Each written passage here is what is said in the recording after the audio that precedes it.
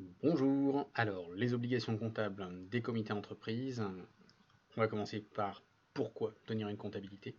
Bien avant tout pour connaître les dépenses réalisées et les recettes perçues par ordre chronologique, par nature. Ça va vous permettre de déterminer un résultat bien sûr et aussi de savoir en termes de patrimoine où vous en êtes à la fin de chaque année, qui sera la date de clôture de votre entreprise ou bien le 31/12 selon.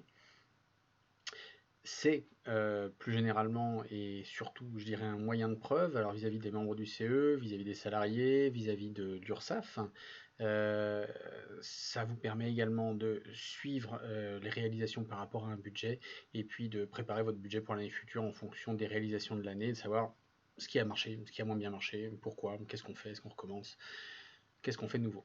Voilà, donc globalement, ça vous permet de savoir où vous en êtes dans vos budgets et puis en plus, c'est une obligation depuis le 1er janvier dernier. Ensuite, nous allons voir comment tenir une comptabilité. Dans ce cadre-là, on va distinguer trois types de CE. Les petits CE qui peuvent tenir une compta ultra simplifiée avec un livre de compte qui retrace les montants en recettes et en dépenses. Qui permet d'arriver sur un état de synthèse simplifié, qui porte des informations complémentaires relatives au patrimoine et aux engagements en cours. Ensuite, vous avez des CE de taille intermédiaire qui, eux, vont avoir la possibilité d'adopter une présentation simplifiée de leur compte, mais qui, depuis 2015, seront obligés de confier à un expert comptable rémunéré sur le budget de fonctionnement la mission de présentation des comptes annuels.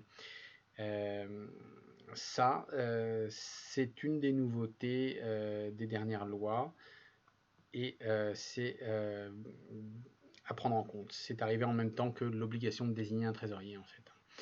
Les gros CE, alors eux sont soumis aux obligations de droit commun, ça veut dire qu'en plus ils doivent désigner un commissaire aux comptes.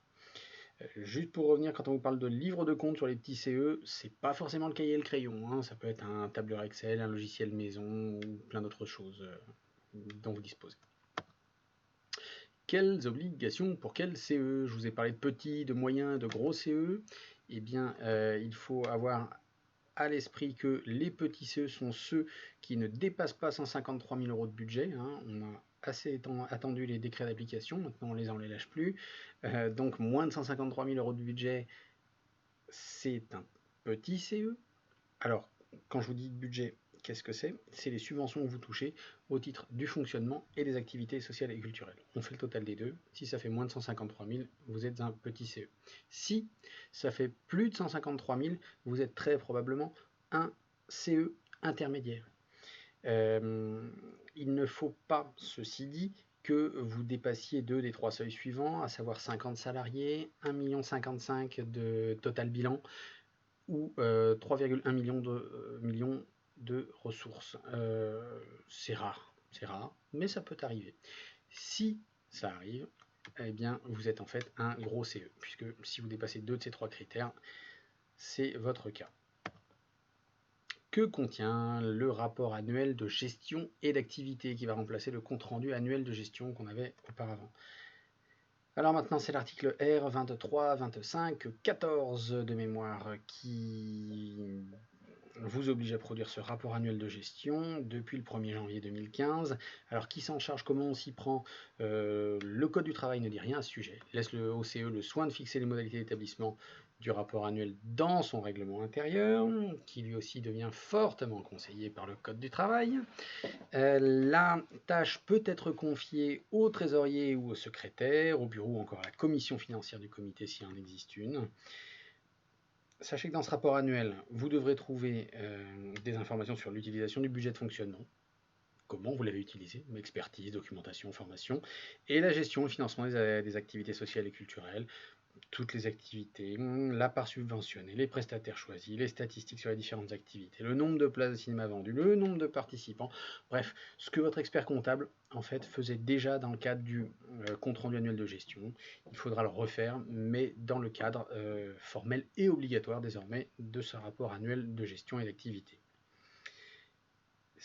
C'est une autre nouveauté, ça. La présentation est obligatoire en réunion, à savoir que les comptes du CE doivent être arrêtés selon les modalités prévues par le règlement intérieur, par les membres élus désignés par le comité lui-même. D'ailleurs, petit conseil, ne mettez pas trop de choses dans ce règlement intérieur, hein, vous risqueriez de vous contraindre inutilement. En pratique, cette clôture pourrait être confiée au tandem trésorier adjoint, au bureau du CE ou à une commission financière. Je vous conseille également de discuter ces comptes en réunion préparatoire, hein, à l'occasion d'un déjeuner. Le budget de fonctionnement est fait pour ça. Vous pouvez tout à fait discuter sur vos comptes de CE tels qu'ils ont été arrêtés dans ce rapport annuel. Ceci vous permettra de ne pas afficher un éventuel désaccord lors de la réunion plénière obligatoire qui va se tenir dans les 6 mois après la clôture des comptes. Voilà.